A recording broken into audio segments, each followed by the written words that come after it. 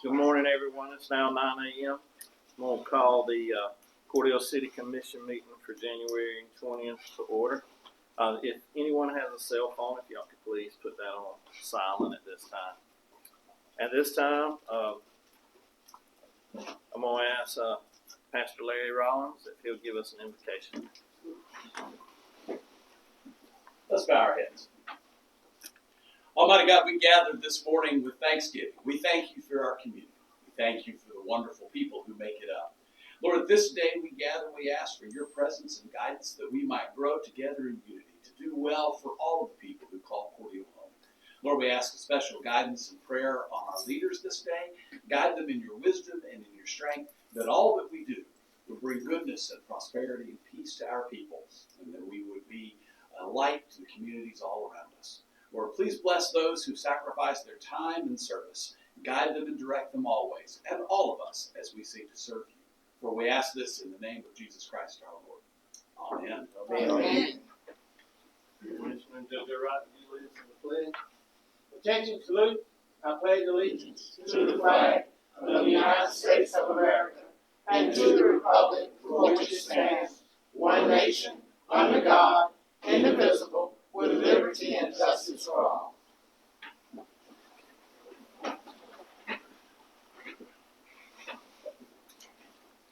Can I get a roll call, please? Commissioner Vestibia Shepherd. Present. Commissioner JoJo Wright. Here.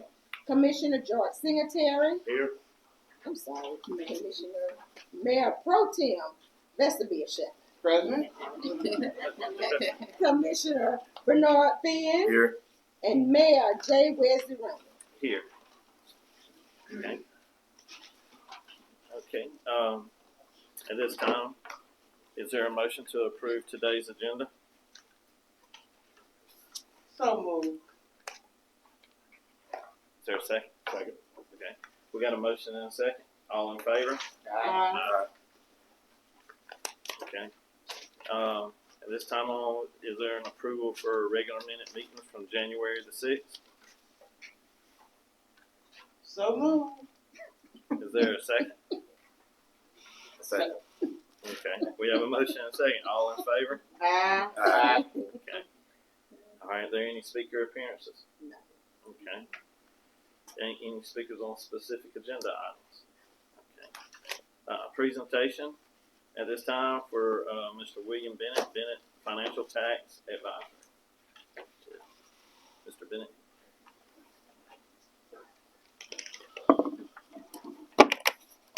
All right, Mr. Mayor and members of the commission, it's an honor to present to you guys today. As you know, one of the things facing cities across the state of Georgia is what I would term as an audit readiness, being ready for their audits, having oversight from the commission, and just in general having your staff be aware of everything that's going on in accounting wise. And so that's where our firm comes in. We have a unique perspective, background in governmental auditing. Even that background included the city of Cordele at one time with my work at Mauden and Jenkins. And so now we consult with cities in the Middle Georgia area. We're looking to continue to expand those services. And so what we've got today, I just want to talk to you about how that would look for the city of Cordele as we move forward into this year as well. One of the things that it would give you guys, the commission, would give you a direct report from our firm every month on what's going on. We'd be the liaison between your staff here and the commission. We don't replace staff members. That's not our goal here. Our goal is to provide oversight, additional training for your staff, work directly with your auditors to ensure that your audit is done timely and findings are eliminated, as well as giving you guys your ears and eyes on the ground with your staff here. And so that's one of the ways that we would look at it. The hierarchy would be that we would report directly to the commission while working with your management here.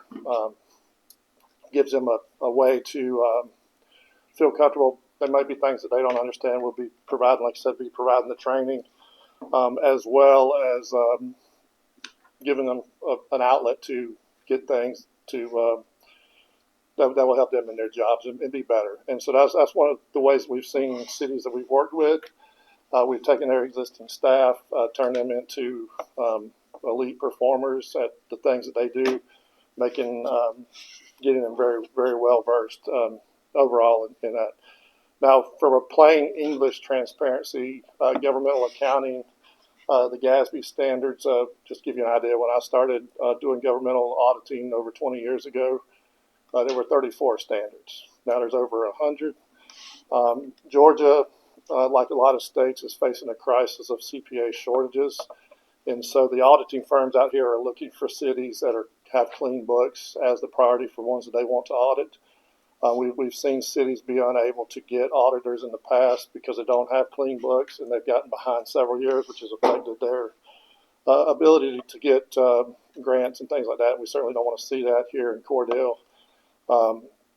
So plain English transparency with the commission, we would be able to explain to you guys things at the fund levels, help you a plan for your future growth here, because you're going to see a lot of growth coming in Cordele. I believe there's a lot of new businesses and things that are been presented to the city that need to be approved and things like that. So ability to have a working accounting system, understanding what's going on in your general fund, how it relates to your other funds, how SPLOST monies can be spent appropriately, managing those budgets, really just allowing you guys to have the information to communicate effective with the public would be a benefit to the commission. And again, the benefit to your staff is that they would have some additional guidance there, specifically specializing in governmental accounting. And so that's what we do in our other cities that we currently work with. We provide that staff support as well as giving direct report back to the commission. One of the ways that the annual audit at the cities that we have gone into and worked with, that audit used to be an annual frustration for city management as well as the commission. The auditors, we saw extensions and things like that. Some of the things I think y'all have experienced here in the city of Cordele. A lot of that gets eliminated with our audit readiness program, because what we'll do is we'll work with your team every month to make sure that the books stay clean, so that we're not scrambling at year end to try to find audit support and things like that. And we also fix things during the year, so it's not a major thing at the end of the year. Just to give you an idea, at the city of Byron, we've now turned their field work into about a 6-day process, so less than 2 weeks of doing audits. Cordele's a little bit bigger, so we do maybe 3 weeks on that, I would think. But I'm familiar with Malden and Jenkins, your current city auditors. We work well together. I know not only the partners there, but the staff that works there. So a lot of that technology that they use, which we've continued to streamline here, as well as looking at your your accounting system. I believe there's going to be some updates on that. So we've talked to management about, already our recommendations on things like that. So overall, bringing us in would be an investment for the city that would allow to ensure that you have correct oversight at a fraction of the cost of what it would cost to bring in somebody full time around here. So that's what we're basically offering today, and was asked to present to you is the ability for City of Cordele to join one of our list of cities, which we're not offering this service to a bunch of cities. We just don't have the. So what we're wanting to do is look for the ones in our region that we can help. In consultation with state representatives and the Department of Audits, we're now seeing about 100 cities throughout the state of Georgia that are struggling with their audits and getting behind. And so that's one of the things that we can help even 5 cities in our region. That's what we want to do here at Bennett Financial as an advisory firm, as well as specializing in the governmental accounting sector. So that's what I want to present to you guys today. I know we've had some discussions on that. Is there any questions or any additional information that I could provide? Commissioners, do y'all have any questions? I read it portfolio and I've been online, I don't reviewed everything about the firm. You know, I'm just, I'm pretty, much on the business. From day one, okay? Okay. I don't have any questions. No questions. I'm very familiar with. Okay. Megan Raymond. Not a question, but just a comment. In my conversation with Mr. Bennett, he is bringing some of the things that we need in terms of assistance with the audit. As I previously mentioned, we would have someone come in another city I was in. They would come in and help prepare us, for the audit. But also in my conversation with Mr. Bennett, I asked him about transitioning to new accounting software, because that is something that we really need to do, because we're still using QS1, which is antiquated. And from our conversation, you've assisted another city with transitioning from QS1 to either Tyler Encode or some other software. Is that correct? That's correct. Yes, we went through a system upgrade to Tyler, which is what I would recommend for auditing, accounting software for cities. A lot of our bigger cities have gone to that. The processes, and I believe that's what a lot of cities get held back on is how things are processed. And so the Tyler Encode system would definitely be a recommendation for the city of Cordele to look into adopting that. That's going to make your processes a lot easier. It brings your accounting system up to modernization. And a lot of employees have reported back that once they went to that transition, it's made their job much easier too. And the good thing about it, we do have accounting software program in SPLOS, so that we do have the funds Okay. for that. Good deal. Thank you. Is that the same software that would put taxes online, or They is that do. different? They have that module as well, but the tax assessor's office in the county, the county tax commissioner, they use a different software, and Janice has reviewed that software as well, because we do need taxes online, because right now that is not an option that we have with the current software. Correct. That would save a lot of. Yes, save a lot of time as well. Okay. Mr. Mayor, may I ask, Oh, yes, yes. Madam Manager, so what you're saying, this will make your job a lot easier, more efficient. Yes. She would be efficient. Yes, efficient. Yes, because right now, as I mentioned, I've been doing several jobs, and handling finance and dealing with finance is a major undertaking that I have taken on. So yes, So we're about to put business license under finance too, so that incurs. and property taxes. That's and cool. property tax. Yes. So that incurs a lot more. Well, Mr. Mayor, I see no reason to go ahead and make an motion to pass the resolution. And I have one adopted, Mr. Tommy has one that shows he looks at it. And you must have been started February 1st at the rate of about $5,500 a month and employ him until January. I second that motion. Okay. We have a motion and a second. All in favor? So the, Oh, I I want to make sure that we're clear. Will the resolution be on the February 3rd agenda, or Yes. okay? Yes. Okay. Yes, they, Okay. All right. Okay. I just want to make sure so we know to place it on the agenda. okay. Okay. And that's $5,500 a month, right? Correct. Thank you, Mr. Bennett. All right. Very good presentation. We appreciate Thank it. you. Thanks, sir. Okay. Next on the agenda is agenda items.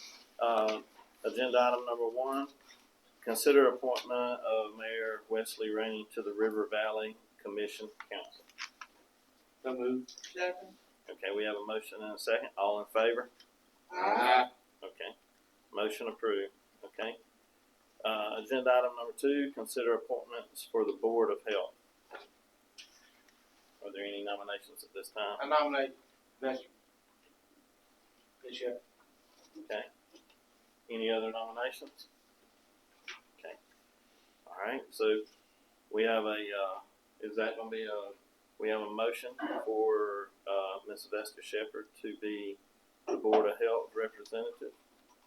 Is there a second? Second. Okay, we got a motion and a second. All in favor for, Commissioner Shepherd to be on the Board of Health? Aye. Motion approved, okay. We have consideration for board appointments to the land bank. On this, we need two, correct? Two, yes. Two. Okay, are there any nominations for the, land bank? I nominate Bernard and George. Okay. Nominations for the land bank are gonna be Commissioner Singletary and Bernard. Okay? So that's a motion. Is there a second? Second. Okay, motion and a second. All in favor? Aye. Okay. All right. I noticed that Mr. Wright didn't get any of these committees. I got one coming. You got one coming? Or two, yeah, but that wasn't gonna be them. Okay. Yeah.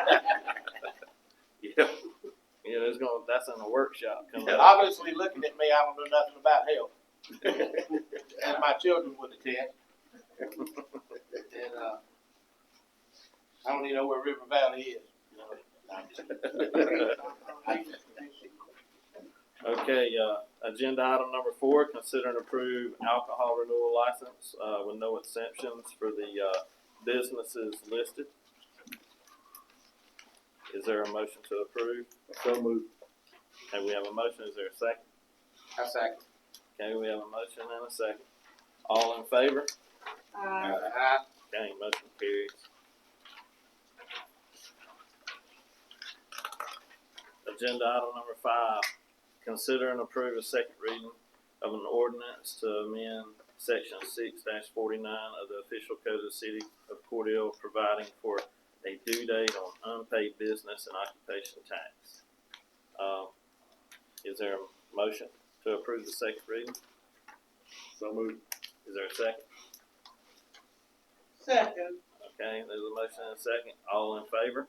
Aye. Okay, motion carries. Okay. Agenda item number 6, consider and approve the first reading of an ordinance pursuant to Municipal Home Rule Act of 1945, amending the charter of the city of Cordele to provide the responsibilities for collection of taxes and fees shall be reassigned to the city, from the city clerk to the finance director, repealing all ordinance and charter provisions in conflict herewith.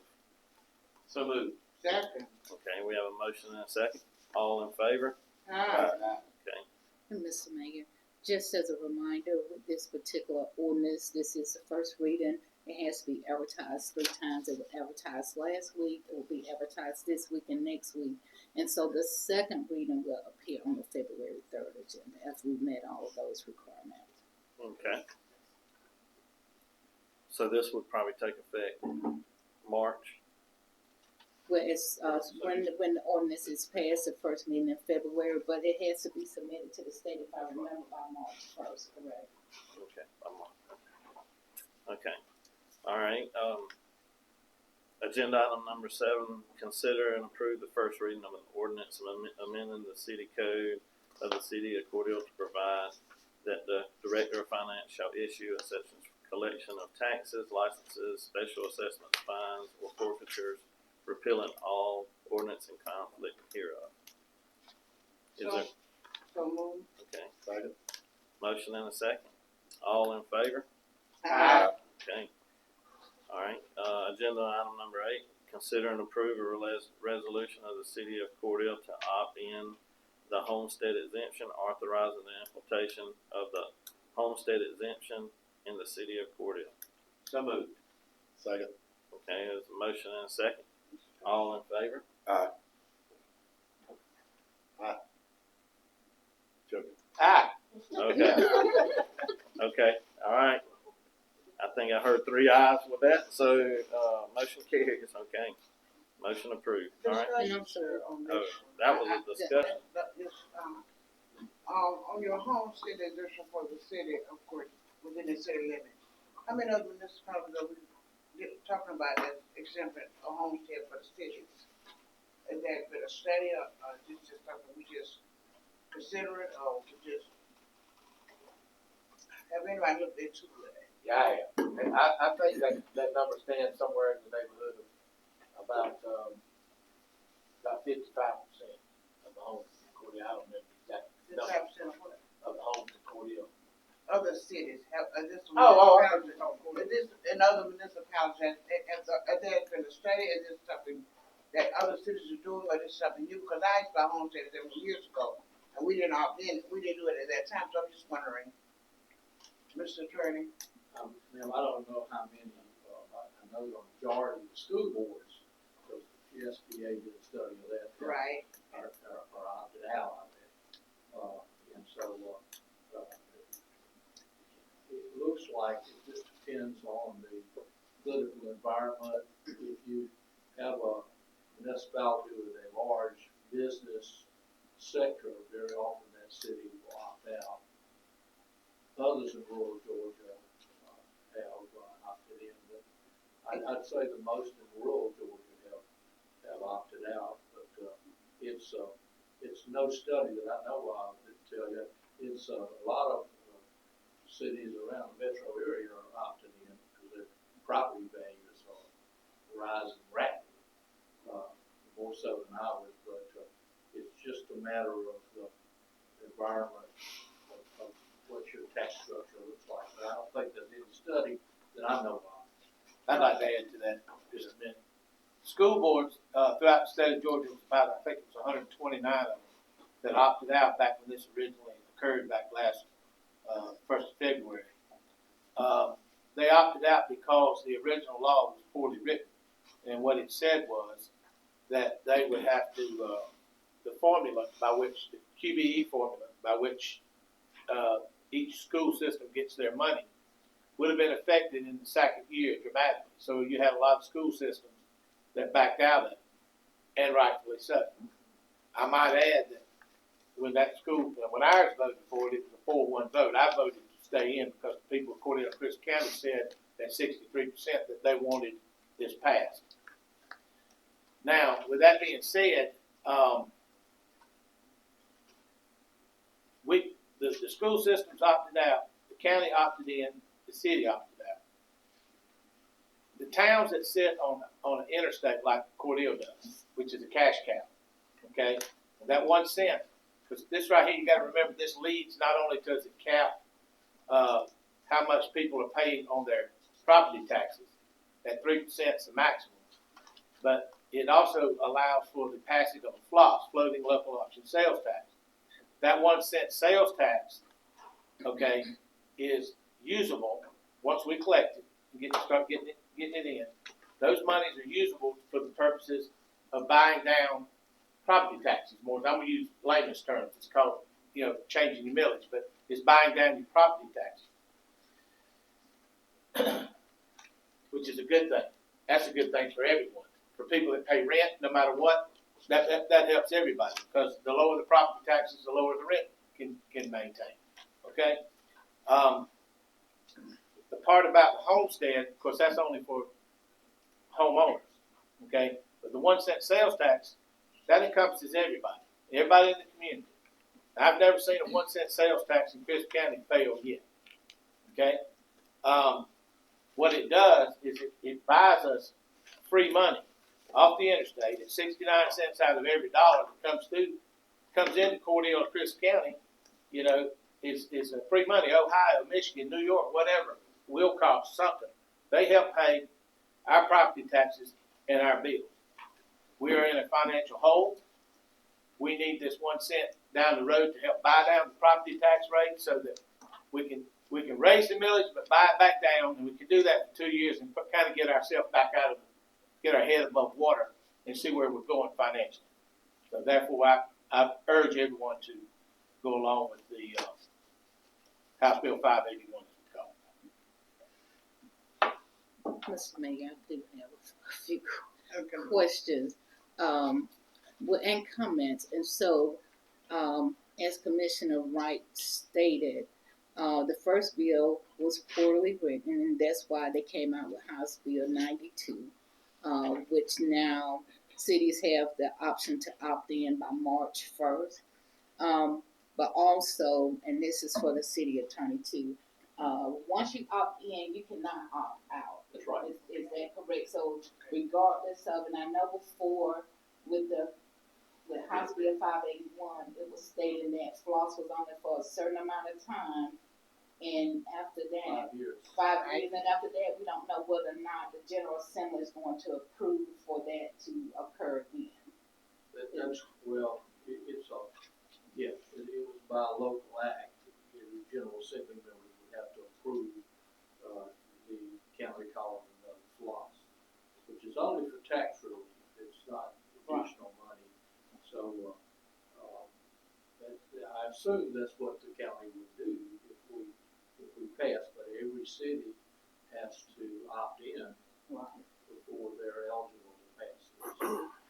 It is not available, as I think I heard the commissioner say, it wasn't available, it's still not available to schools, which is part of the reason, I think, that They were excluded, they were excluded from, Right. receiving any of the revenue of the 1 cent. Right. Okay, however, the legislature fixed part of that so that the school boards were not gonna end up getting, the right word, bit, so to speak, in that second year, by changing their QBE formula, by which we get our money from the state of Georgia to the school system, which would have been devastating.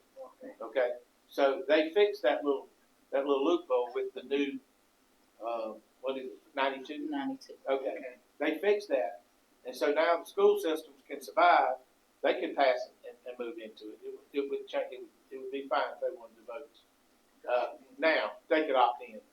I understood why school systems didn't, depending on what, where they were, where they're located in the state, and their revenue sources in the state, and so forth and so on.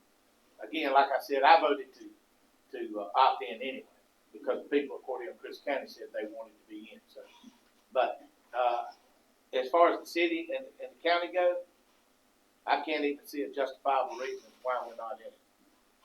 So my next question is, in regards to the referendum, where would that occur? Would that be this year or next year?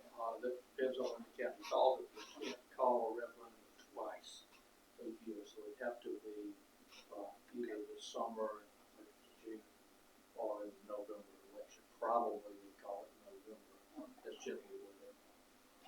But then again, it would be for 5 years, and then You have to call it again.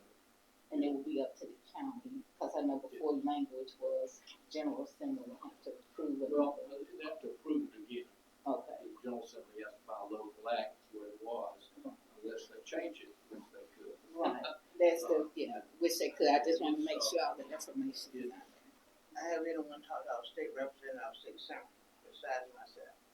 Okay. So they're both of them on board, so, they're pushing for it, so, make sure the public is aware that our state representative and our senators are pushing for 581 for the city of Cordele and Chris County, so, yes, they are. Okay, I want to answer a little bit on this because I've researched this extensively. Okay. Specifically to Cordele. All right. House Bill 92 made that renewable, so it is going to be able to be renewed after. That was the hiccup on it. Right. Okay. Now, so that will be renewable just like any other tax or SPLOS. Okay. So that solves that one issue that we were having problems with. Now, if this is passed, we have to do an intergovernmental agreement with the county on the split of what would be done. Now, we have to make an assumption right here, right now, that there is an intergovernmental agreement in place right now called the LOST on a 1% sales tax that we can use as a reference to what this would do for our community. So on your county taxes, your millage rate is rolled back by 3 mills, right at 3 mills. Okay.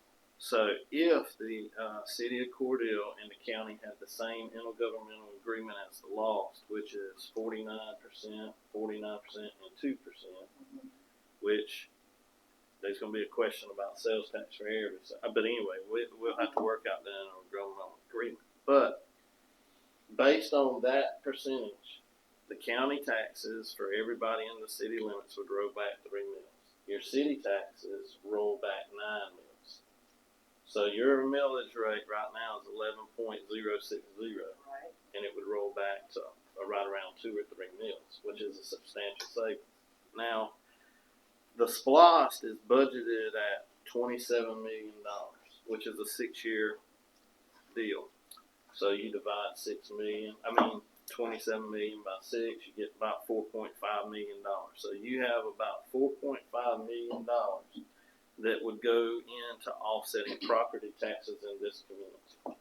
Is the rough figures, as close as I could get to pinpointing what you're asking for. Now, your homestead exempted homes only will receive that cap. Everything else, businesses, farms, agricultural land, your second homes do not receive the cap. Right. Okay. So they can increase. So the floss was voted on this past November by several communities. One being Turner County, and that passed by about 70% down in Turner County is in it. Now, at this point in time, no municipality, to my knowledge, has collected any tax revenue on it because those municipalities would have started in January. So there's no statistical data out there. So if we pass this, then our tax benefits probably, and we get everything in place, which will take about a year to get in place. It will, as far as our property tax owners and us, we would not feel the benefit until 2027. Because you got to get the tax collecting, which would probably take effect in January, before it can offset anything. But it is here where we are, the amount of taxes that is collected. I mean, even if you listen to Miss Sonia and her report, it's right around $500,000 a month. So it's substantial for our community based upon all the retail, hotels, truck stops, everything that we have going on. So it would definitely benefit our residents. Original projections of go right where you just said, at $2.7 million per, roughly, city and county. With the advent of more truck stops that everybody's making all the comments about out there, but the more truck stops you get out there, the more 1 cent you get. Okay, the more 1 cent you get, the more of this you get to roll back. So it's kind of it flows down here, to you. And people from other communities help pay your bills. That's what it comes down to. So I think it's a win-win. So. Okay. Now, the way that was on the agenda, it was to approve the resolution, and we discussed it afterwards. Is anybody wanting to repeal that or change? Okay. All right. Any other further discussion on it? Okay. At this time, we'll go to agenda item number 9. Motion second. Okay. Yeah. I was looking at your facial expression. I wanted to make sure. Yeah, it was approved. That's what I wanted to make It sure. was approved. Okay, agenda item number 9, discussion of food truck ordinance.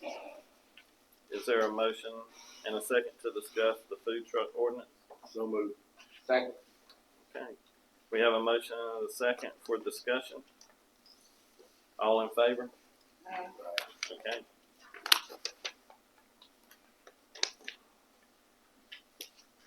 Anybody want to comment on the food truck ordinance? Mr. Mayor, as I campaign out through the area, I talk to a bunch of the food truck vendors.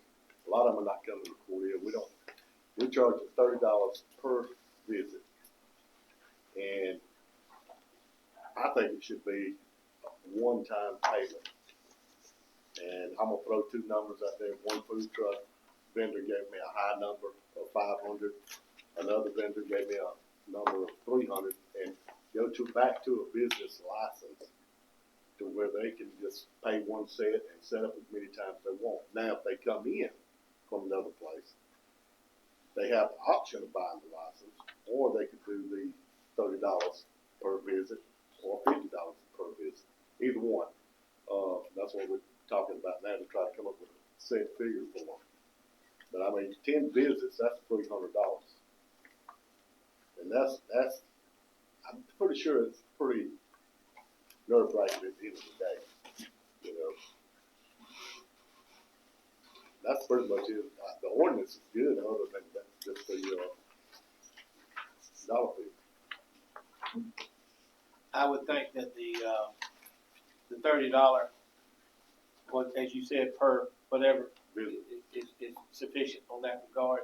But then we do need to have one standard fee for all of them, if one of them is gonna be here quite a lot through the course of the year, so they ain't gotta be running back and forth up here to City Hall to get a license before they ever come to set up for a day out yonder on the park.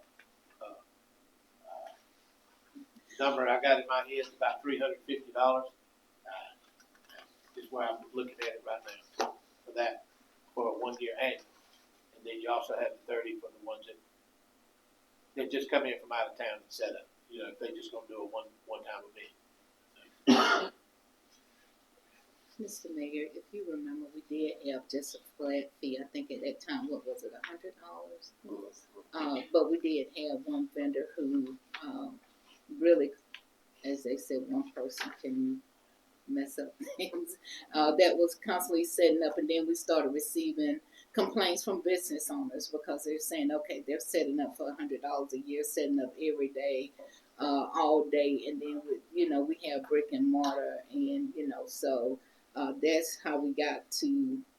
At that time, the commission agreed to $30 a day. So with the food trucks, a flat fee is fine, but also they are required to submit a letter from the property owner stating that they can set up on their property, because we've had an issue early on with the property at where Belk is located. And that property owner, because different people were setting up, you had a flea market, you had food trucks, and he told us he did not want anyone setting up on his property. And so that's why we came up with the requirement that they are required to submit a letter from the property owner stating that they have permission. Now, most of the food trucks, we have some local, we have some from out of town, and there are some communities that require a business license, which really makes it easier. If I remember, a business license, and then they have that, but they also pay the fee, to set up. But then that business license will show that they are, registered in the city of Cordele. What was the other? It was one of Robbins that one of the food truck owners told me that they require a business license, which is a set fee each year, and they still have to pay the $25 when they get ready to set up. That was in one of Robbins. Because see, here with us, we just do the $30 per setup. We don't do like an administrative fee for one time to get a business license, and they needed a business license from the city of Cordele in order to set up in one Robbins. So that's what they mentioned to us, but then also the health department, they are required to be inspected by the health department. Business license regulatory.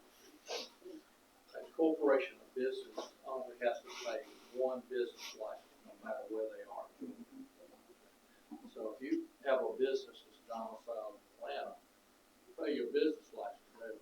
If you want to do business in Cordele, you have to pay a regulatory fee, which is $75 administrative. So that's when you think about your fee structure. You think about this. We got two classes of people. We have people who operate food trucks who are have their business domiciled here in Cordele. They're going to pay a business license just like a restaurant or a cleaners or a shoe store or anybody else. Okay, and if they go from here and they go to Warner Robins and do business at their festival up there, they probably got to pay regulatory. Okay, so that's the difference. And if you're domiciled here, you really don't pay the business license and the regulatory fee. I mean, that's no different from anybody else. If you're domiciled in Albany, you're going to pay Albany and Cordele. That's how it works. So, if you had a $350 business license, that's fine. And that would cover those people who are domiciled. Y'all are the only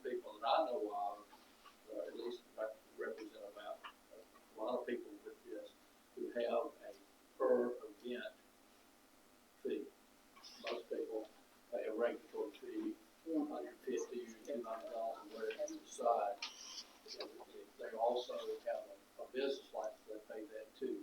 But if the business license is in another city, it just pays the regulatory fee.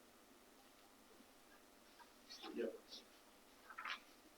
So y'all just have to decide what you want to do, about the fee, the regulatory fee. Imagine the business license. What is it? I can't remember what's the business license for one of them. For a food truck? Yeah, it's, what is it? Well, if they're domiciled in another city, it's 75, there's a Well, that's just $75 a regulatory administrative. fee, that's not a business license. Right. They were domiciled here. Oh, right, but for a business license, I don't, because it depends on gross sales, because they would have to submit all that information like with other businesses. And then I know in Warner Robins, he said they paid that, business license fee plus $25 each time they set up as well, whereas we charge $30 for each setup. Go ahead. Yeah, you go ahead. That brings me to a whole other question, but go ahead.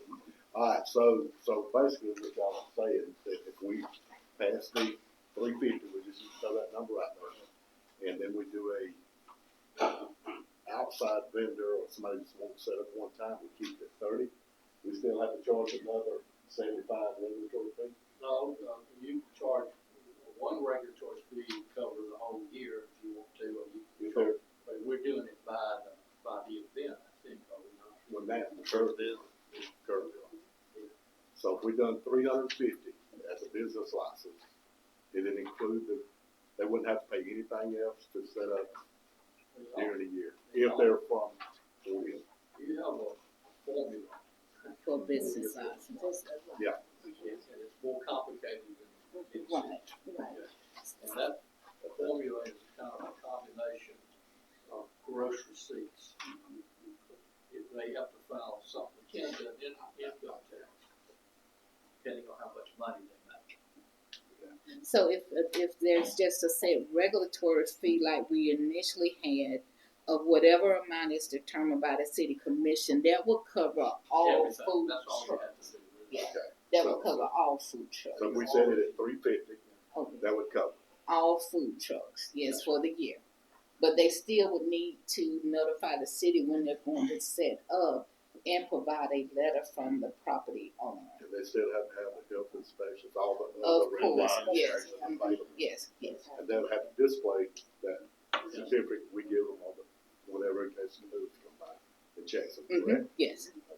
So what I'm hearing from y'all is y'all just wanna set an annual regulatory fee of possibly $350 and keep the per visit for trucks that don't wanna pay the $350. No, just $350 Just regulatory flat. fee for all food trucks. Okay. Whether they're coming from outside the county. That's correct. Now, one other question. What about your, and I'm gonna go to the old word, the peddlers, the farmer products? So, guy picks his collars and comes into town and sets up a truck. Is there a No. peddler fee No, separate? it's not for that. Not That's for that. agriculture, so they, right, that's an exception. They free you to set up. But for the guy- those selling cell phones, Avon, Yeah.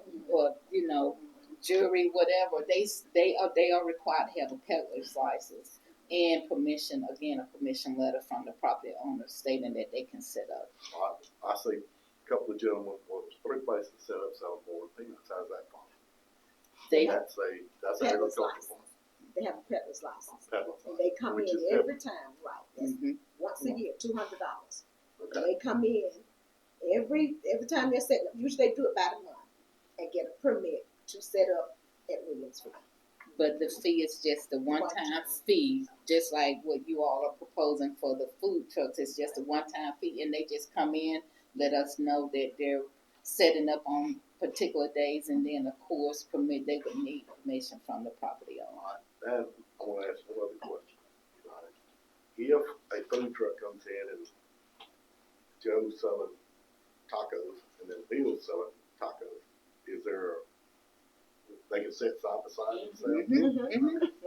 Same thing with peanuts. Just hope Joe's Same thing. tacos better than Bill's. And Or vice they both got versa, permission to right. do it. They both got Right. permission to be Or there. vice versa. That's the question I want to ask. Clarence said, so we're looking at 350, is that what y'all want? Is I bring you the ordinance? You have to amend it.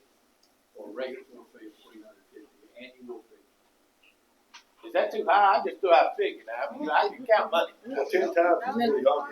10 Okay. times is It's 300. I not know some of them set up. About two. The 250? 350 is good, and again, because we had one particular food truck, he paid that $100 a year, and he was set up every single day, and then you start receiving complaints from your brick and mortar. And probably you should. Right, exactly, They pay because- taxes and everything else. Exactly. And they said, well, if he can do it, we'll just close down and we'll get us a food truck and pay $100 a year. 350. I'll put it on, it's been the ordinance provided. But we need to do a motion on, We all right? Y'all like, you'll vote next time when we actually have. Okay. this. no motion on that, okay? Okay. Agenda item number 10, discuss motorized carts ordinance. Is there a motion and a second to discuss? So moved. Okay, is there a second? I say. Okay, we have a motion and a second. All in favor? Okay. All right, open for discussion, motorized cart ordinance. Mr. Mayor, our current cart ordinance prevents me from driving out of my driveway onto the street right in front of my house. Because currently says, you can drive a cart on any street that's 25 miles an hour. My street is 30, okay? So I can't ride a golf cart down the street to see my neighbor or just tour the neighborhood.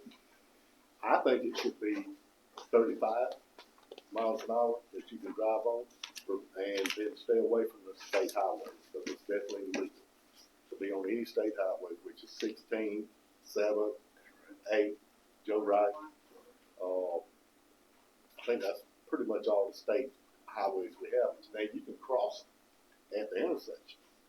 But I also think that looking at that ordinance, it leaves us at a liability, because you're not requiring blinkers and taillights and headlights during the daytime. It's only at night. And then say in another part of it, I think it says that you can't drive at night. So I see no issue if you got the blinkers, the same requirements in the day as you do the night. And there are some other areas that we need to address too. You should be able to drive anywhere in Cordele, okay? That's going to cut down on traffic. Now, I do think you need liability insurance on that thing before you get out of the highway. There's companies that are selling motorized cars insurance. This is a complicated thing. It's gotten more and more complicated as people have invented and marketed different kinds of vehicles. For example, you don't call them golf carts anymore. The code explicitly says golf carts are on golf courses. And so what Commissioner St. talking about is what he said motorized car. But there's also something called a low-speed vehicle. And it appears to be about the same in terms of speed, but it is heavier than a golf, and what we call a golf cart, a motorized vehicle. But think about it, what's the difference between an electric bicycle and a moped or a motorcycle? Well, they're struggling with this, consequently cities are too. I spent a fair amount of time talking to Commissioner Secretary and also looking for an ordinance. So I went where my second house is, because they have more motorized cars on St. Simon's. I think they do cars. He's a mess. But I did kind of adapt my orders. I apologize. I did put county manager in here by mistake, and it's supposed to be city manager. So if y'all would kind of look at that, and then we can think of a couple of decisions to make. I did consult with the GMA folks. There's no provision in the law, in the state law, for insurance. So it's a gray area. I put it in here, and I put it at the same rate as we have anything else, which is not very much, to be honest about it. But and I also put low-speed vehicles. Now, low-speed vehicles, even though you probably, I don't know what the difference is in the code except for the weight, they have to have a state license, okay? And so, and I also put in here, where a lot of people have them inspected, you don't have to do that, but, many larger communities, and more sophisticated communities like ours, are having them inspected once every 5 years with a decal on them like everything else, and they're good to go. And I put the equipment in here, just like the Commissioner Secretary mentioned, the requirement of what you would have to have one. Take a look at this. I think the fundamental decision that you want to make is what the speed limit is. That's up to the council. And also whether you want to have insurance. I don't see any reason why you don't do that. We'll see what happens. Maybe somebody might come along and argue with us about that, and we might be wrong. But a lot of other people would be too. But I want to point out that all this motorized court stuff, notwithstanding what the speed limit is, the city has to designate what cities they can go, what streets they can go on. In other words, you just can't get in your golf cart and ride anywhere or your motorized vehicle. It has to be on a designated area. And according to the DOT, they can only cross state highways in designated places by the DOT. I think they've already done that, have they not, Angela? I have not received anything, looking for Chief. We submitted that at the time. Has DOT submitted anything? I do not remember receiving anything from DOT in regards to designating areas where go-karts or motorized vehicles can cross state highways. That is my understanding. I'm just gonna reference the Perry ordinance. I was actually sending you a screenshot in there now. You can cross over them and then use the city of Reynolds out in Taylor County. 96, cuts all of that. They can cross over. You cannot ride down them, anything of that nature, which has created some issues. They've had some serious crashes crossing over 96. That's why some of those, you're heading over to Columbus or whatever, you see some of those speed limit adjustments. But that is my understanding. You can cross, you cannot drive. Right, but DOT would designate where Yeah, those There they vehicles can can cross. cross. Yes, now we have not received anything, that's the reason, okay, we have not received Sure, anything. anything they can cross anywhere as long as The it's code safe. explicitly says. Right, the code designate. says that, but we have not received anything, so that's something that we will And do need we from not- them. Do we not have to post signage at all in Yes. city limits? Yeah. At the sign? Yeah, you're supposed to have a sign that says, you're supposed to have a sign on the street. And in fairness to our cities here, most people don't do that. They should, that's what the law says. Well, I've traveled to see them Yeah. posted at the entrance of the Yeah. city. Yeah, like It's golf Tipton, cart. you see them. Yes. Just in a couple of them. But, they Oh, don't do it, and, I think Commissioner Secretary, believes that 25 miles is too slow. It may be, however, I did, and I told him this, that's what GMA recommends, 25, and that's what ours says, it is mighty slow. So but that's up to you, I left a blanket here about that, so if you take a look at this, and we'll, if you have suggestions for improvement over the next week, we'll make those changes, and we'll, consider it, Mr. Chairman, at the next meeting. Mayor. I know, but in our current ordinance, it says city streets. Yeah. That it operates only on the city streets. And the streets were listed. And our city streets, I mean, they're all 35 that I can think of. Mine's 30, they're all 35. There are some 20, 25. I don't disagree with that. It's 35 should be, Mr. Mayor, I think 35 should be on any street, 35 and below. Okay. That'll keep baby off. But the city street, add the city street part in here. All city streets. All cities. Okay. But we're supposed to remember, even though it's 35 and we're be outside, side of 35. We have to designate the streets. Right, like we did with the first one. That's right, we We designated designated the the streets. streets. Mhm. That doesn't necessarily have to be by the next city commission. We have police officers do that. Well, I think, personally, I think they should be able to ride on any street within the city that's under 35 miles an hour. What about lights? So what's the deal with the lights that they'll own? I mean, You have to have headlights, tail lights. if you're not.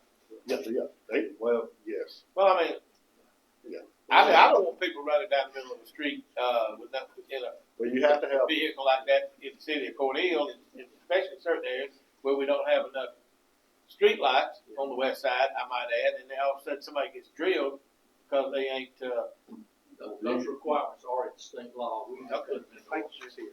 Same thing. Okay. And the driver must have a driver license or a learner's permit to drive those vehicles. And just anybody can just jump according to our oh, ordinance. yeah. right, and when I want to touch on that learner's permit, there should be a licensed driver in there with them over 18, whatever. You know, just like a vehicle, you're driving See down the road. kids driving anything Yeah. around, you know what I'm saying? Oh, yeah. When I was a kid, I'd love to have one. Yeah. I'd be jumping. But all these carts should be street legal with turn signals and lights. Right. Just, you're gonna run into problems. A lot of people, if you pass an ordinance before 2012, what we now know, what you see on the golf course is legal. But if you pass an ordinance after 2012, you gotta have these bells and whistles on the thing. See what I mean? So if you own one that's old, it isn't gonna be legal because we didn't adopt this thing until 2023. And that's not anything we're doing, that's what the law, state law says. And so, that'll be just up to our police department to, They'll have to upgrade, I mean, Yeah. for safety, like headlights, we have taillights. new The kit isn't that bad to put on one. I put one No. on my golf cart to put the turn signals. It's not that bad. What about the inspection part of it? Do we want to run it through codes and have them, somebody come up and give them a certification that it's got brakes and all that stuff, and then give them a sticker, like we refer to? But We got that's up we to got the, some time to figure that out. Yeah. If y'all do that, if you don't wanna do that, we can take that out. You might notice, the Mr. Secretary's talking about liability. That first paragraph of 1796, I said, they ain't safe, but it ain't our responsibility, essentially. So, they kinda do it at your own risk. So, take a look at that, and we'll make whatever improvements you think you'd like to make. That's all right. okay. So you putting this on the agenda for February? Yes, because you'll have the ordinance ready February But 1st. it's pretty much ready. I needed to know what speed limit. I think we're looking at 35. 35. I think the golf carts are 25, they can't go over 25. If I'm right. You can't, the thing's not supposed to go, the vehicle itself is not supposed to go 20 miles an hour. Okay. But we're two different things. We're not setting a speed limit for the vehicle itself. We're saying what streets it can go on. They're 30 miles. But the code says they're 20 miles. There's a definition in there. I did put in there, pets, so that one over there, over in St. Simon, where I see them most, people put the dog in there, it's got to have to see it. So, mostly the problem with kids, Mr. Secretary pointed out, right? Okay. They do have a significant amount of pretty serious accidents with it. And, they owe so much traffic, and they're not limited to 25 streets. They do have a tendency to slow everything down a little bit. They have a lot of traffic.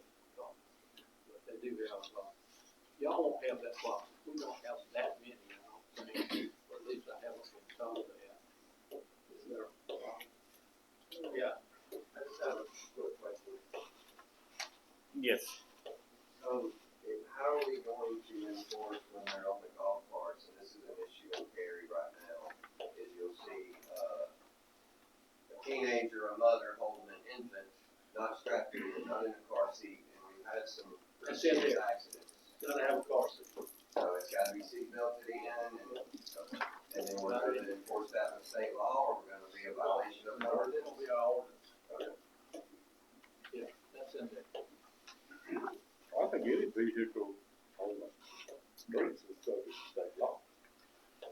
It is. Even a bicycle, subject to state law. As long as it's covered, yes. Just like if they don't have a license or they're suspended, they can technically be arrested as such. This, law gives an exception for motorized vehicles. They don't have to be licensed by the state, and it gives a right for y'all to regulate certain things on it. If you don't have that right for other things, well, this comes up more than any place else in small towns is, I wanna ride my side by side. You know, that's not street work, you can't do that, under state law, and I keep getting, well, we need to make it legal. I said, all right, you can't make it legal, the state made it illegal. And I still have council people in some cities that drive with the city council. Nothing I can do about it, I'm just not gonna get my ticket.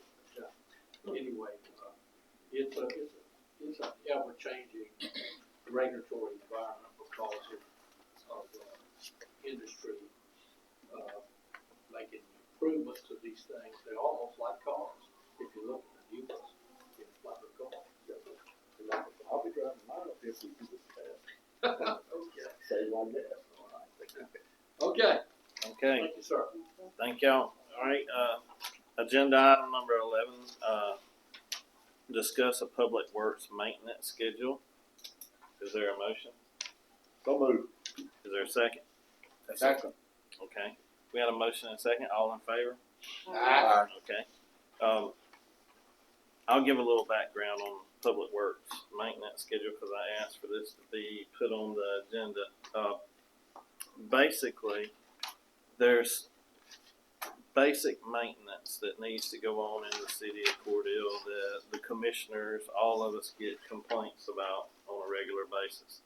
And I think these particular items need to be reported on our monthly reports to show the status of where we stand on it.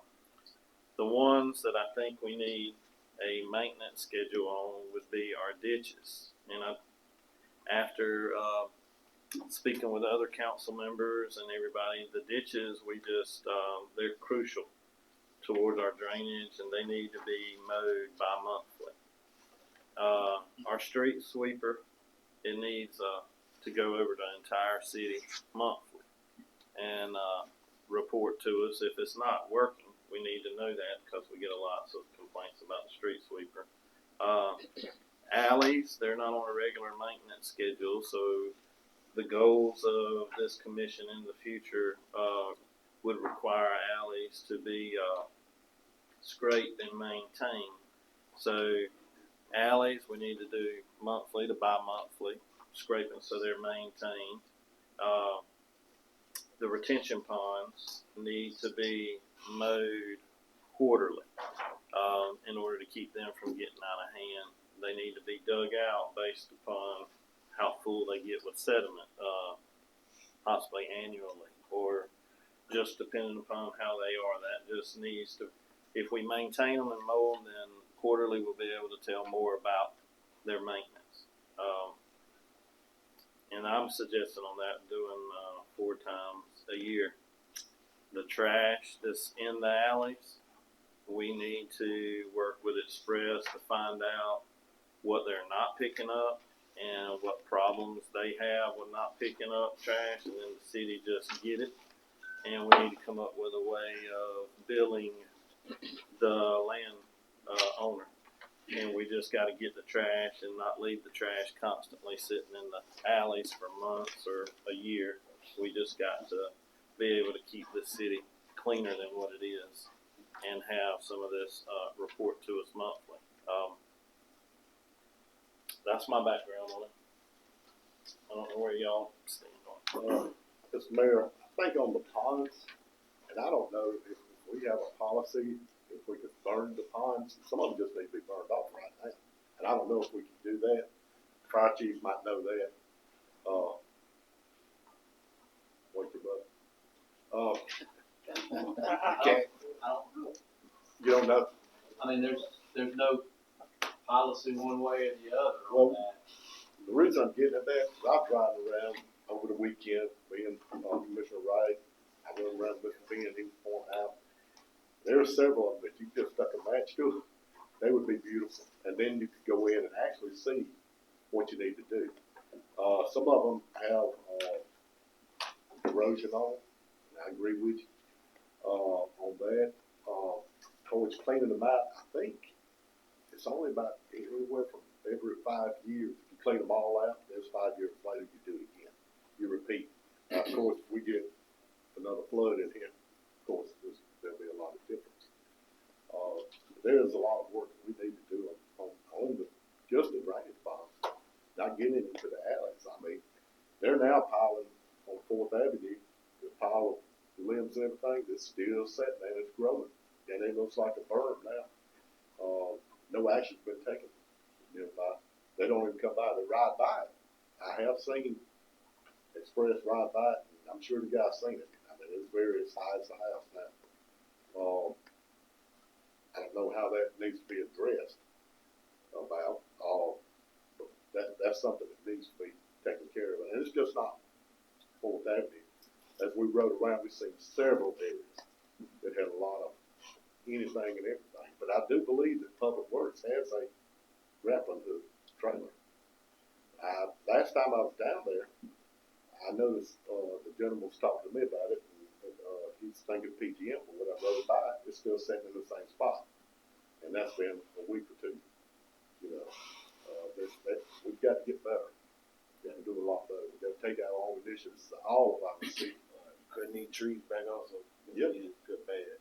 Yeah, there's several. In the alleyways. In the alleyways. Eventually, we know, I'm not throwing out something, trade secret here, nothing.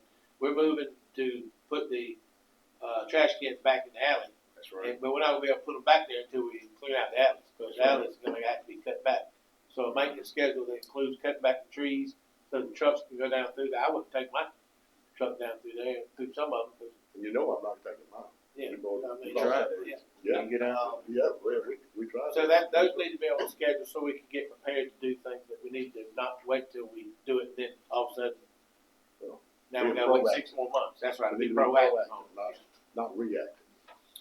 City Mr. Mayor, just to add to the discussion, because we've had these discussions before, one, we need to look at manpower. So cleaning and mowing the ditches is a combination of the street department and the cemetery department. Same with the alleys, scraping the alleys, cutting back the trees. That is a dual responsibility between the street department and cemetery and parks. But also we need to address whether or not we have the personnel. And we've, as you all know, we've had this discussion before. And so I would like input, Eric, who is the superintendent for cemetery, parks, he's here, as well as Marcia, because I want to make sure, and I agree, we do need to,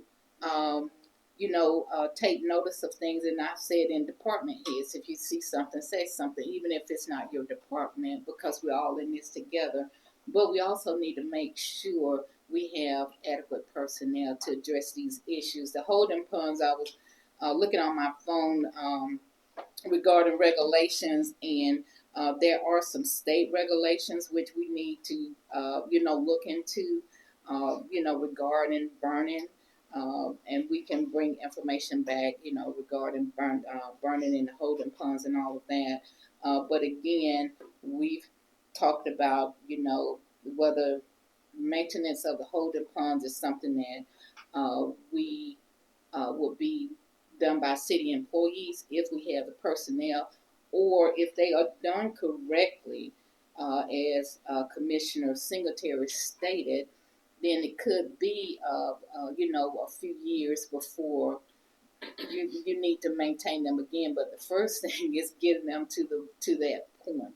And so, if you don't mind, I just like for Marcia and Eric to provide input as to whether or not we have the personnel to meet, you know, what we're discussing, but also, let me just slip my mind, it was something else. Oh, the grapple truck. I know I received an email about the grapple truck needing to be repaired. So, you know, that grapple truck was purchased, if I remember correctly, in 2018 during Hurricane Michael. And so it could be that we need new equipment as well. So, Yes, with the cemetery and come like Alice, I have 5 guys that flew me like see. So with that being said, we'll need some more people to maintain everything what we got going on. Like the cutting ditches, we just got the new side on.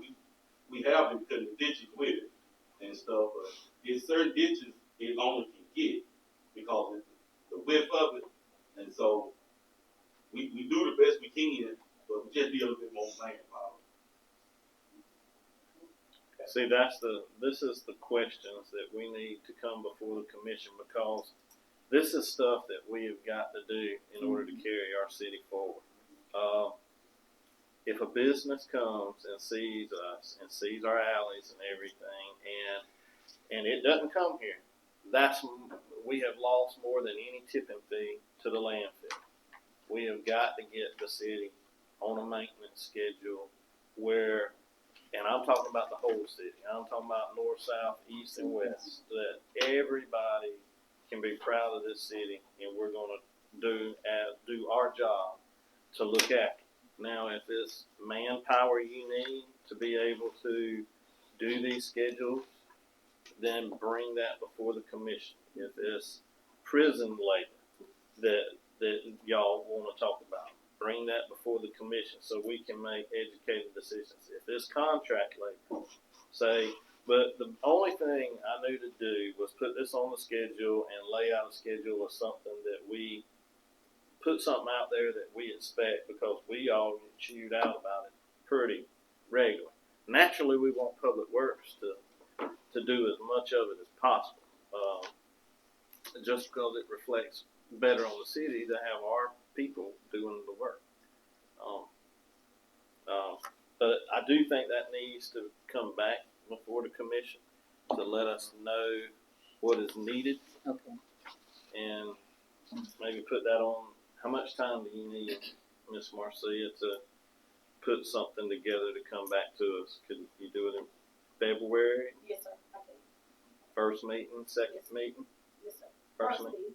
First meeting. First meeting. Mr. Mayor, how long did it take to get the grappling truck fixed? I know he was talking to PGM boys when I was there, but I was like, Yes, sir. I spoke with Brian, our shop superintendent, and initially they were gonna send it to Ford, because there's an issue with the, the powertrain control module. That's the main computer for the engine. But he said the Ford cannot touch it because it's a heavy duty truck. So Brian's working on it. He's supposed to let me know where they're gonna send the gravel truck. is there a heavy duty mechanic behind Union Compress out there? Harris? But you can send it to Smith, or you can send it to ABC. Yeah, ABC. Either one of them work on that heavy stuff. We need to get that expedited. And Mr. Mayor, the sweeper schedule was included in your agenda packet, so you all do have the schedule for the street sweeping. Okay. Is he, Madam, is he running like constant, or is he just running? I mean, I'm seeing that. Does he run until he finishes that street, or does he keep going on? Is that a full 8 hours for the day? Yes, I'm and asking because I mean, as we was riding, I mean, 10, 8, 18. I mean, this is just going into the drainage system. And I know there's going to be issues that I think Eric had to handle that with you, with that. So that's just creating more work for him. I know Eric, he don't like work. Now, what about the motor grader? I keep hearing about the motor grader. Is it working? It's working. I checked with Brian this morning. He said it's operable. Yes, sir. It's off. Yes, sir. Okay. All right. so we'll bring this back February. Can somebody operate the motor grader? Yes, sir. Okay. So this schedule would be doable with our motor grader, possibly? Yes, sir, far as I know, but I will check again. You will Yes, check, sir, I okay. will. We do have an extra head besides just the mower to go on, the grinder, I guess you could say, multi-hit. And can he get into alleys with that, or is it? That's the problem. This alley is wide and some areas are narrow. Mhm. It's hard to, bring your arm around and stuff, so. What could we do to rectify that, I mean, other than manual labor? Get some equipment or different type of piece? We can handle the alleys. We got the equipment to handle the alley, like the trimmers, saws and stuff. You can have them. We can Okay, do so it. we don't need to buy nothing with what we We got. got We just need personnel. You need personnel, you need some bodies. Alright. Okay. All right, so that'll be agenda item. The public works schedule will be back on the agenda in 1st of February. Okay. All right, agenda item number 12. Is there a motion to discuss the MOU for the Chris County Sheriff's Office? So moved. Second. Okay. Motion and second to discuss the MOU with the Chris County Sheriff's Office. All in favor? Okay. Open for discussion. I've read it, I like it. I think if the chief's okay with it, then, we could be okay with it. Chief, do you have any input on the MOU with the Sheriff's Office? No, sir, we discussed it, you and I discussed it in depth, and, everything, the last one that was submitted, but that one section that was removed, that was perfect for me. The stuff we're already doing anyway, but, we can certainly, put it out there and show the community that we are working together, and, examples of that, I can certainly provide them. Okay. And so basically, Mr. Mayor, the agreement is just based on the both departments collaborating and working together. Correct. Okay. Never so the public. Mm-hmm. They just agree to work together and report to each other and share information. Okay. Okay. Is there, that motion was for discussion. Is there a motion to pass the MOU? So moved. Okay. Second. All right. There's a motion and a second. All in favor? Okay. MOU pass. Okay. Where I haven't seen this, I don't know what it is, but I sent y'all Speak up, sir. I'm sorry, I don't have this, I haven't seen it, but remember that the way the code reads is the county commission is also a third party to this. Mm-hmm. This is the same one that I sent to you last year. Except, right, it's the same one that I sent last year. Yeah, you can have this one. The only thing that was removed was the section that, I think it referenced the city notifying the sheriff's department when their investigation and operations in the county, but it wasn't vice versa, so that was Probably need to put county commission on. Okay. To comply with that statute. Okay. That's fine. Okay. City manager's report. Okay.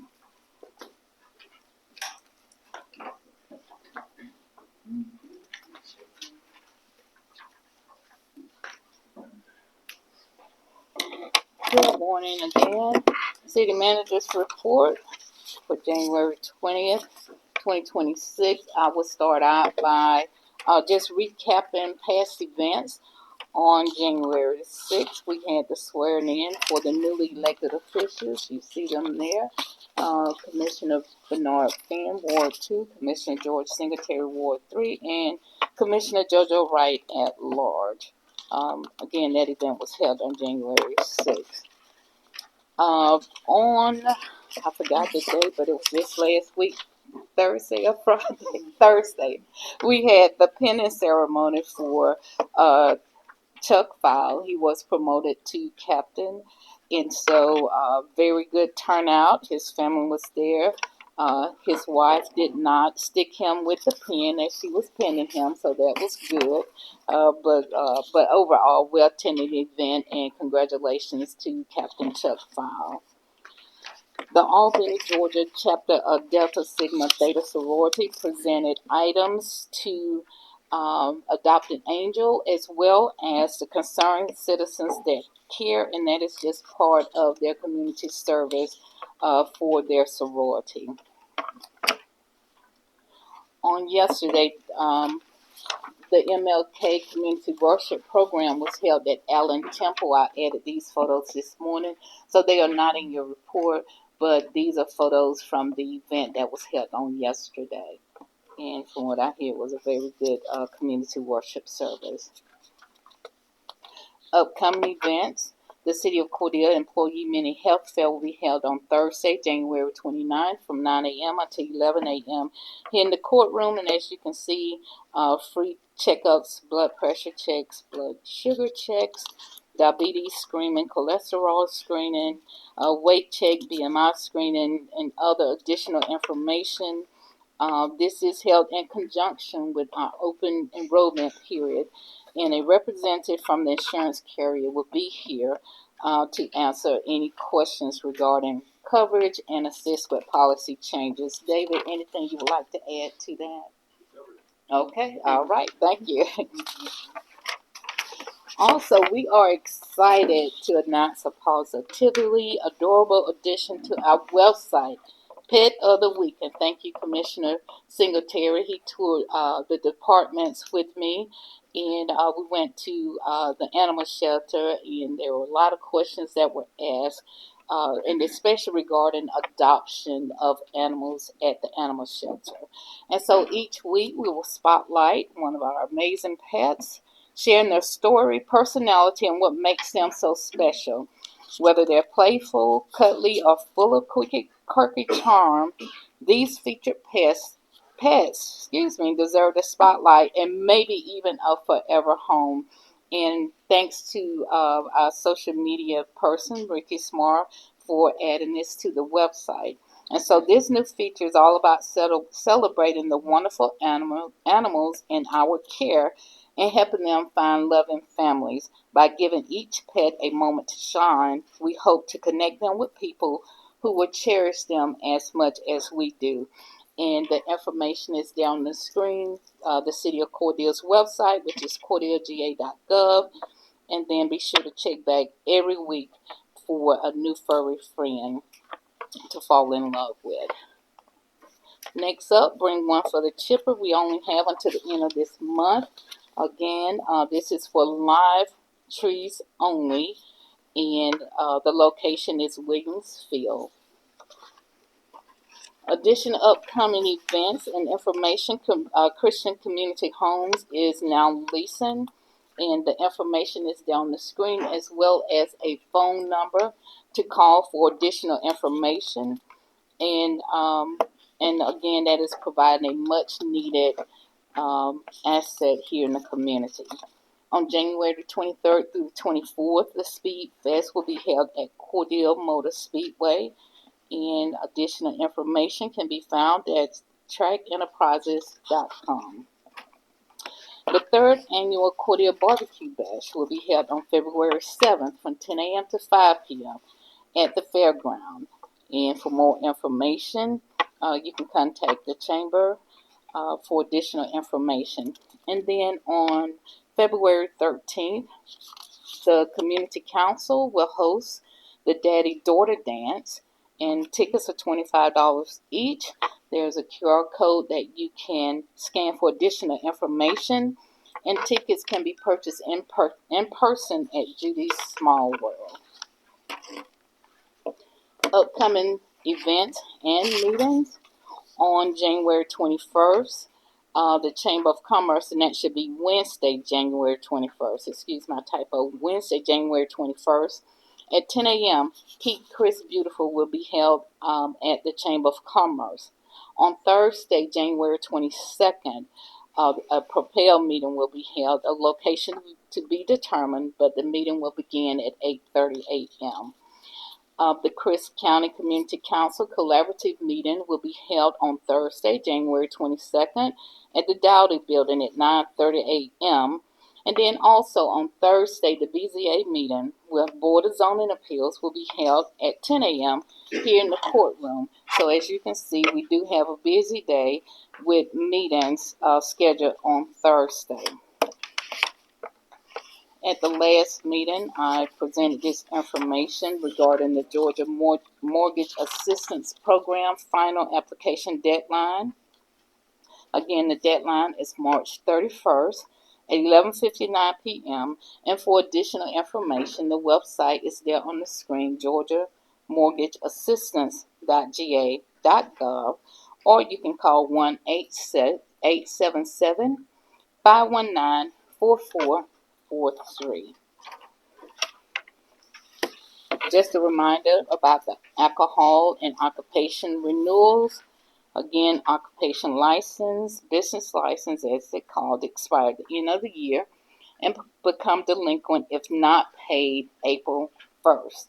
And again, the penalty imposed if not renewed April 1st is 10% of the regulatory and administrative fee and occupational tax determined to be due. The delinquency will accrue, tongue-tied this morning, accrue interest at the rate of 1% each month or partial month thereof. There is no grace period after April 1st, and businesses operating without an occupation license will receive a summons to appear in municipal court for non-payment. And as you all know, the alcohol license expired December 1st. At the end of the year, there is no grace period, so there were additional alcohol license renewals on the agenda today. City update action items. Mr. Bennett mentioned the SPLOST budget in his presentation, and all of you all have that budget. It was sent to you in December. And that is the SPLOST budget for the city.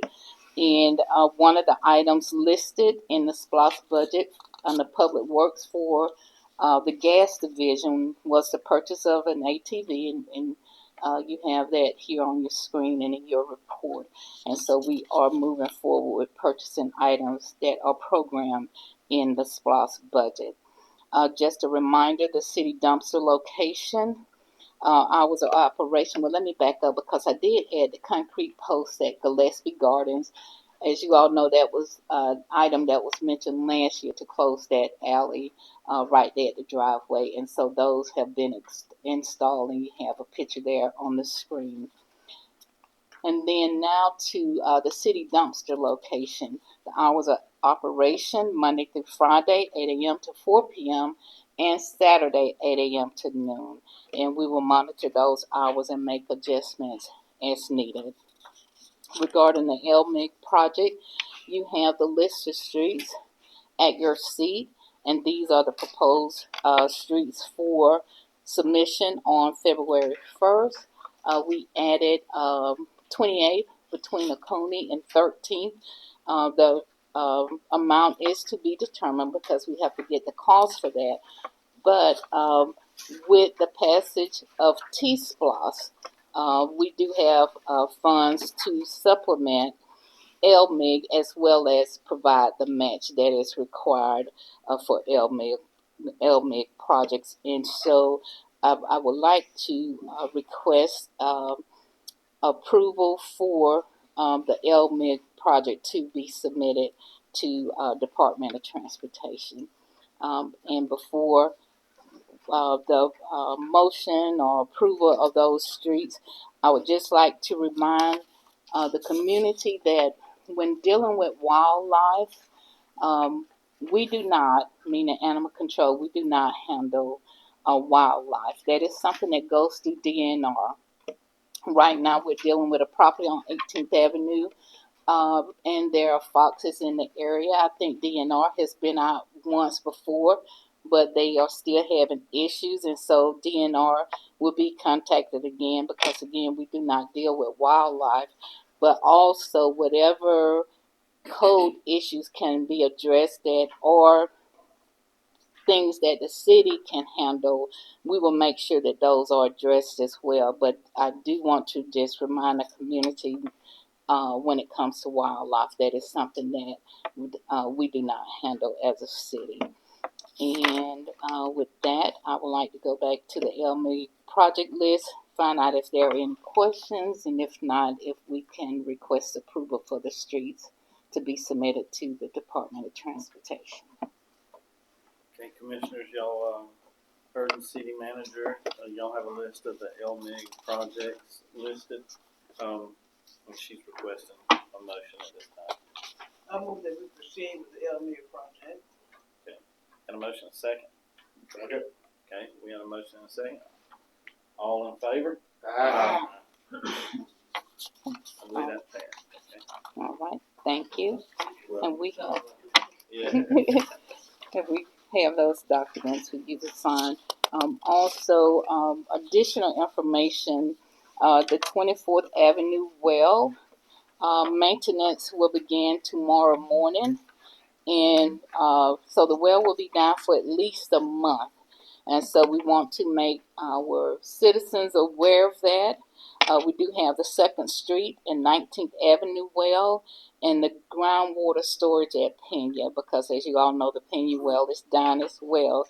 And so if in case you receive a call, or if citizens are experiencing low water pressure, which they should not, then it will be because of the 24th Avenue well that will be taken offline tomorrow morning.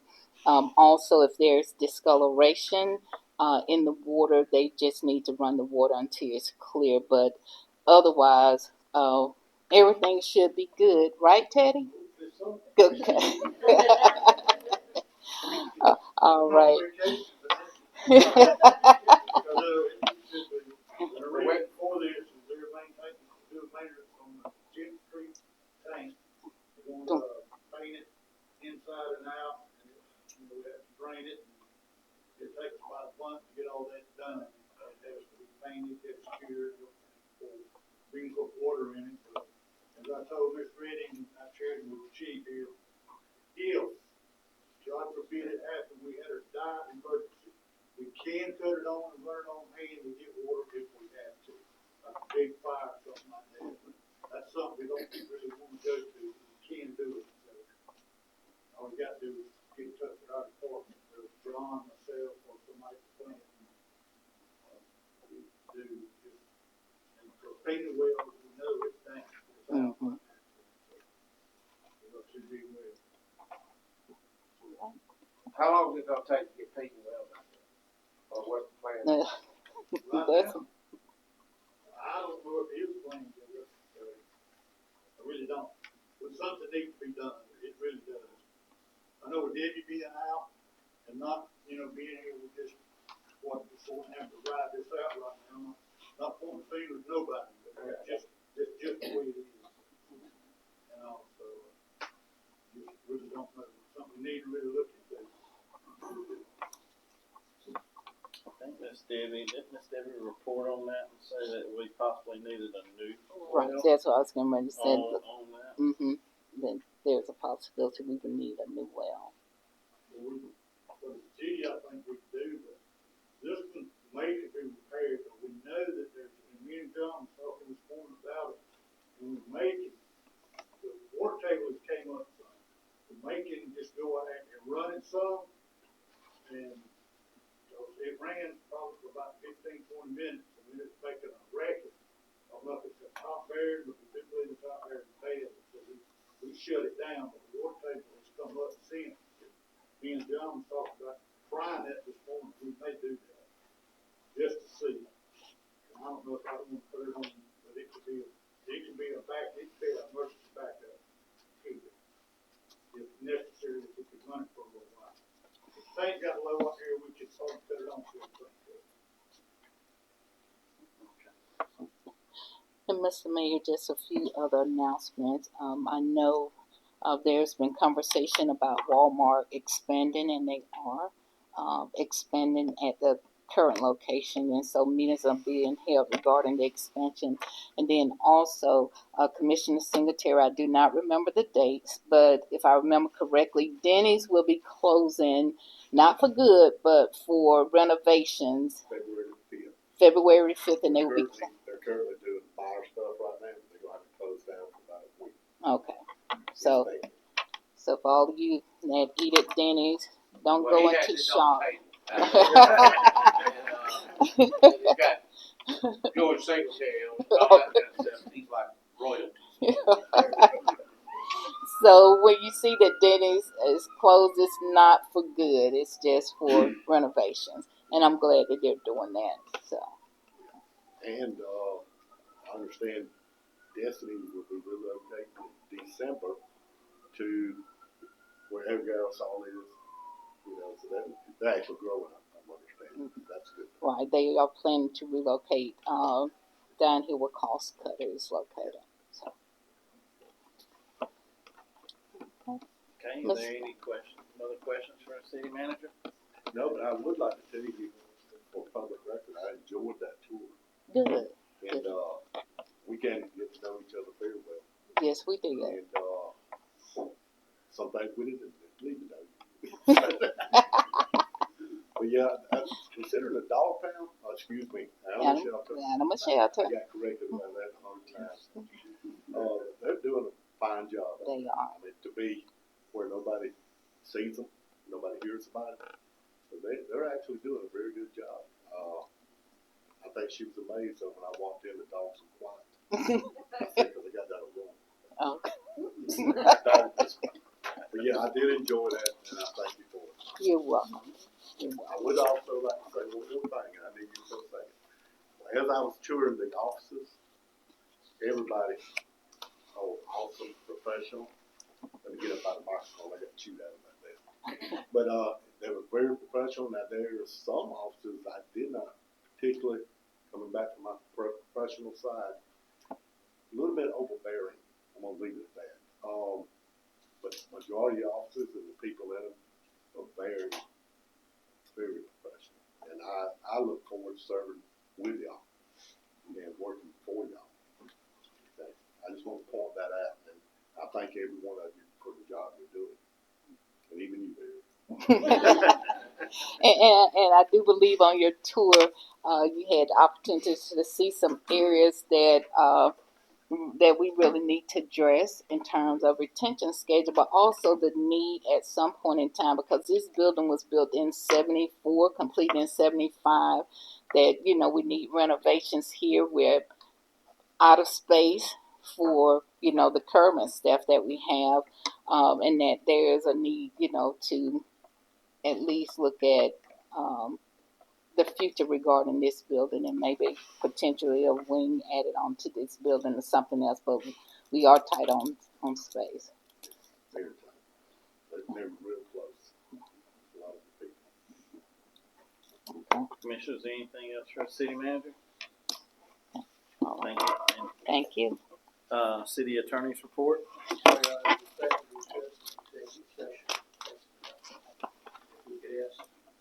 Wayne to attend briefly. Okay. Commissioners, y'all heard the request of the city attorney. Is there a motion to go into executive session? Okay. Is there a second? Second. Okay, there's a motion and a second. All in favor? Ah. Okay, motion to come out of the executive session. So moved. Is there a second? Second. Okay. Now we're back into regular I need to carry the motion. All in favor of coming out of executive session? Aye. Okay. All right, we're in a regular session at 11:55. Is there anything anybody would like to say or add? Okay, if not, I'll entertain the motion to adjourn. So moved. So moved. Is there a second? A second. Okay. All in favor? Aye. Okay.